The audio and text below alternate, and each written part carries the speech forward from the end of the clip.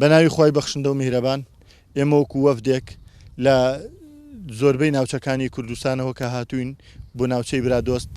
کە ناوچەیەکە دەیان گوند لەم کاتەیە ئاوارە و سەرگەردانە بەهۆی ئەو شەڕی کە دەوڵەتی تورک دایمەزراندووە لە ناوچەکەیە دەیان گوندی لەو ناوچەیە کە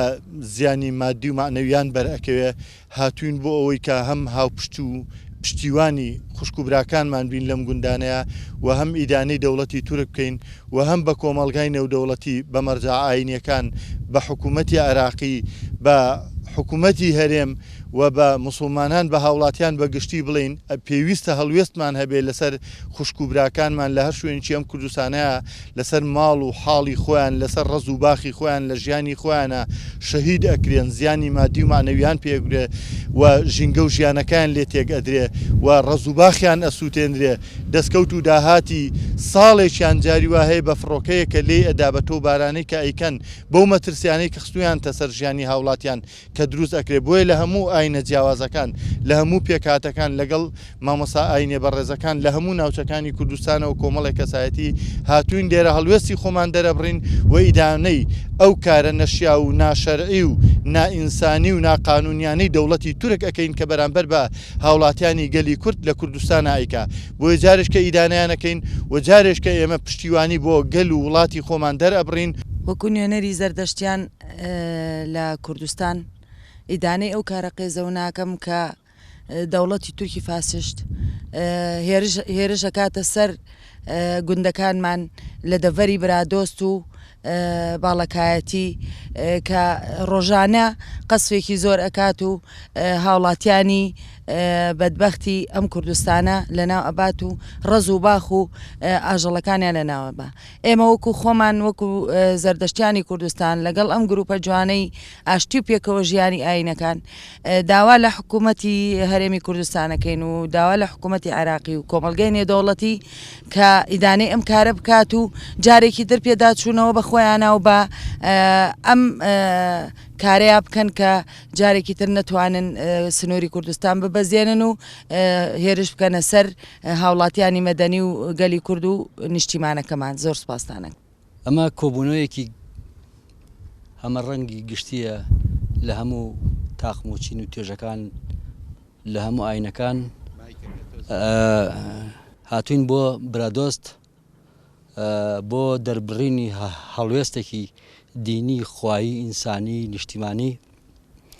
و خۆتان نەزانن کە دەوڵەتی ئۆردوگانی ئیخوانی هێرش و موامەراتێکی زۆری ئامادە کردو ساز کردو دەمێکە ساڵهایەکە کە هەدەفیان تواننەوەی دینی ڕاستەقینەی کووردە ئیسلامی کوردیە نیشتیمانی کووردە وڵات و خاکمانە بەداخەو کەسیش دەنگ ناکات خەڵک بێدەنگن مامۆساکان لە هەموو کەس ڕێز احترامم هەیە بۆ مامۆسا بە ڕێزانەوانەی کەوا دینێکی ڕاستەقینەیە عرفانیان هەیە نیشتیمان پەروەرن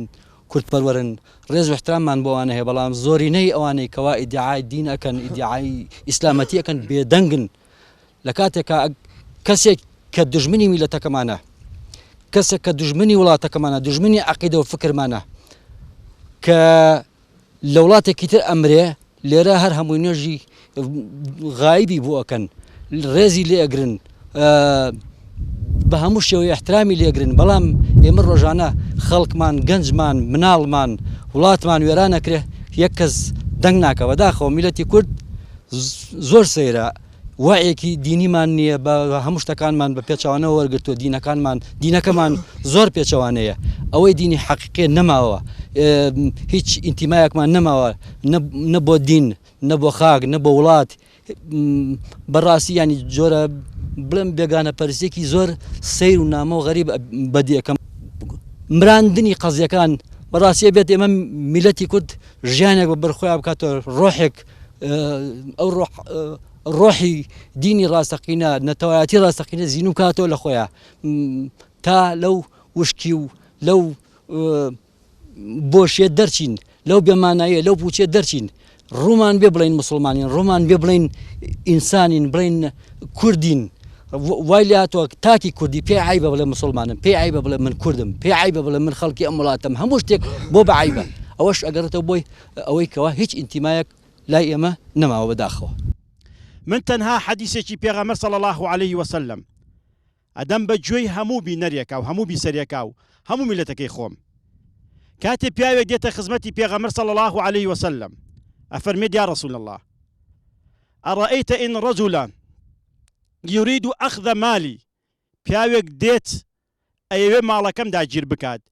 پێغەمبەر صلی الله عليه وسلم فەرمی ماڵەکەتی مەدەرێ. فەرمی ئەڕەئەیتە ئین قاتەلەنی، فەرمی شەڕم لەگەڵ ئەکا. فەرمی قاتیل و فەرمی شەڕی لەگەڵکە.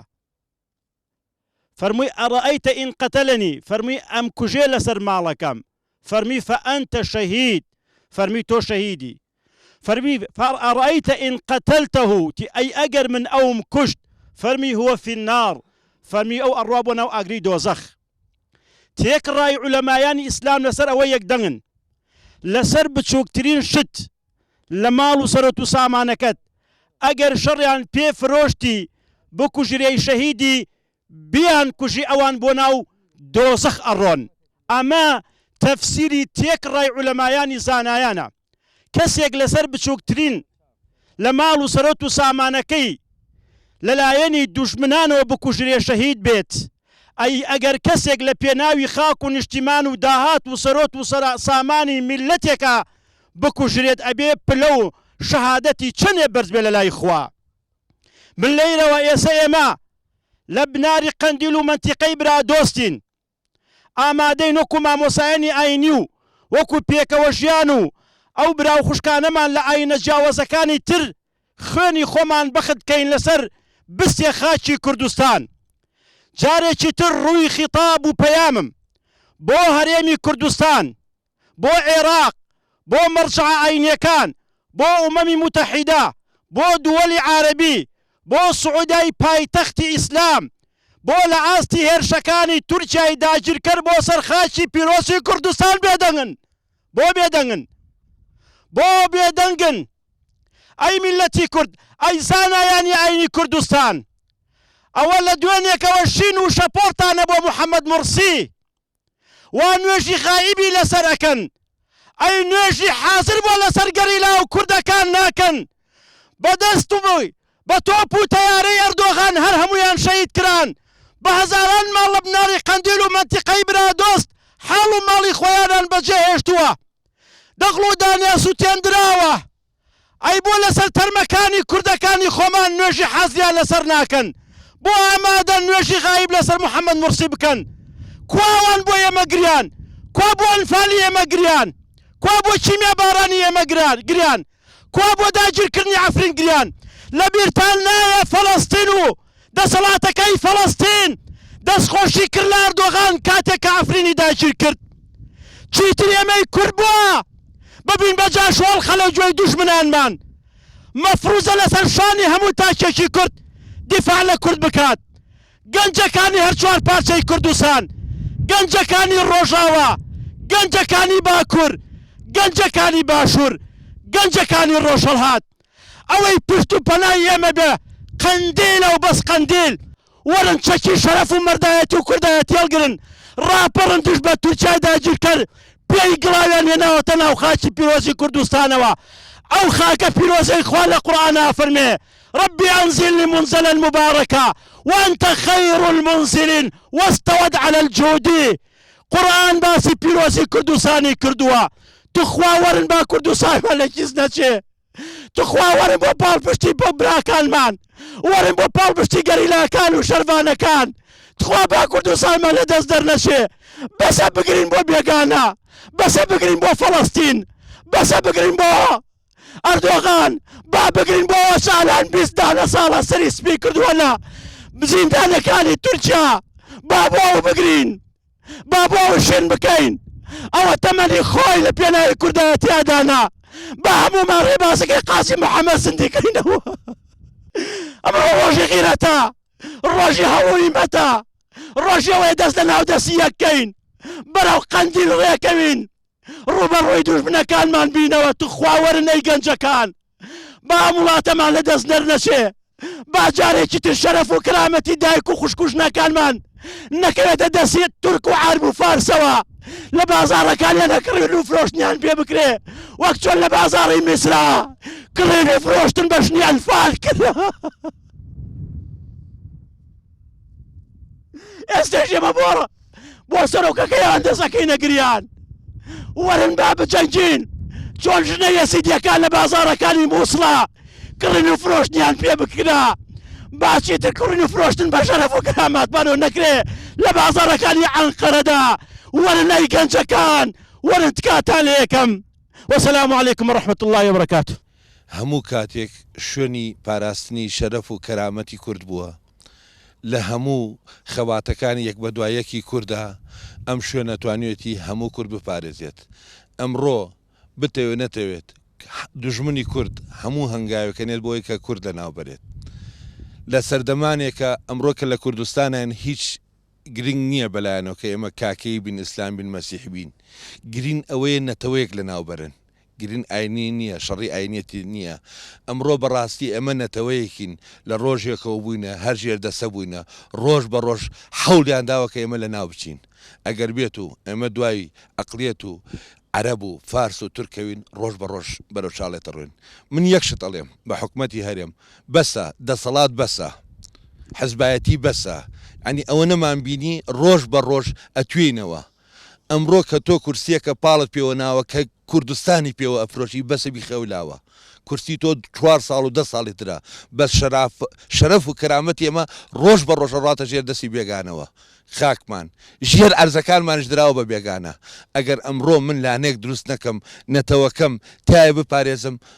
دوو ڕۆژی تریش وەکو تۆ سەر لەژێر ئەو کورسیاتە. دەستان خۆش. ئێمەژی وەکی نونەرە ئێزیان لە شنگالێ هاتوونە پێک وە ئێمە هەمی ئاینە و هەمی ئۆل پێک وە هاتوونە بوو برادۆست بەر ئەف دەولەتە داگیرکەر ترک یا عسمانی یا شاڤیست ئەم هاتنە فێرێ دەستگیری بکەن لە ملەتێ کورد ئەمتخوازن یعنی ملەتێ کورد پێک ڤەڕابێت دەستێ خو بدنە یەک هەمی ئۆل دەستێ خو بدنە یەک و بأف كردستان يعني أف برادو أف ستونا كردستانية يعني نهانك جارية همي حكومتها هريم يجي شرمزارتكن وحكومتها عراق يجي شرمزارتكن إجبار أو ريكيل دنا فان ريكي أنا وقت كردستان ما همي فروتنا كردستان ما تشي شوفير تاكسي همي بونا عرب ملت همي بوا عرب وعرب أريكاريا واند كان از قازم گین جد ما ملت ما همي دينا همي أولا بيك ورابن دسي خبنا يك كردستان ما نفرو شجارة كادي أفسد سالة من بنزل ميدان مش بنزل ميدان كفن سوباس قنديل الله رقم لنا أخي زاوية سرم برزة صوت آسمان